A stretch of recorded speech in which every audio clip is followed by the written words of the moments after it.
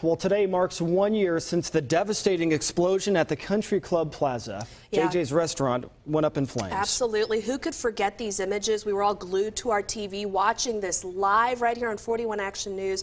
Just some incredible images. 15 people were hurt. One person died when utility workers hit a gas line right outside of the popular restaurant. KSHB joins us live on the Plaza now with a look back at what has happened since that day. Sayed. Yeah, good morning, guys. You know, the rebuilding process here has been slow. In fact, you can see here behind me, this is still a wall that remains from the original building. But if you come over here down the way, you can see what's left. And really, it's absolutely nothing. They've cleared out everything here. They've fenced it up. And if you look at that adjacent building, you'll see how the damage is just extensive, and nothing's really changed on that building except that they've boarded it up. But if you take a look at the video here, it's really just unforgettable video. The explosion happened shortly after 6 o'clock that night, and I was here reporting during that breaking news coverage, and I remember seeing the flames just shooting up, stretching towards the sky. It was something I'll never forget. Now, the fire was so intense, and first responders were quickly trying to keep the fire from spreading while also evacuating several surrounding blocks. In the last year, 11 lawsuits were filed, including one this week.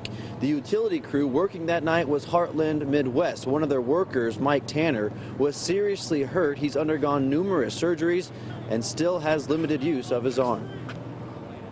Pain, a lot of pain, you know, from when I try to trying to stay active, because I get hurting and tired, so I just want to sit. So I sit down. I don't do much. So, and that's not me. Before, I was always on the go, always doing something. And the fact of no use of my left arm, I mean, you don't realize how much you use something until you can't have it. Now, there were several people injured. One person lost their lives, as we mentioned. You can see, "We miss you, Megan." They're talking about Megan Kramer, the employee of JJ's who actually lost her life in this explosion. But it triggered a massive investigation. The Missouri Public Service Commission just released its report earlier this month, and they found that the lines, actually I want to show you some of the lines here on the sidewalk, the lines that the utility workers mark to show where the gas lines were, the Public Service Commission says that those lines were not marked properly.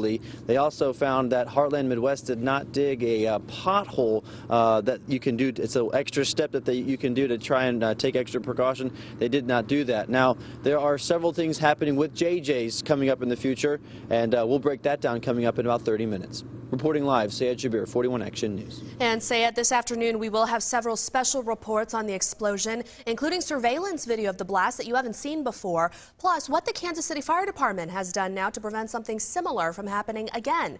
That all starts on 41 Action News at 5 o'clock.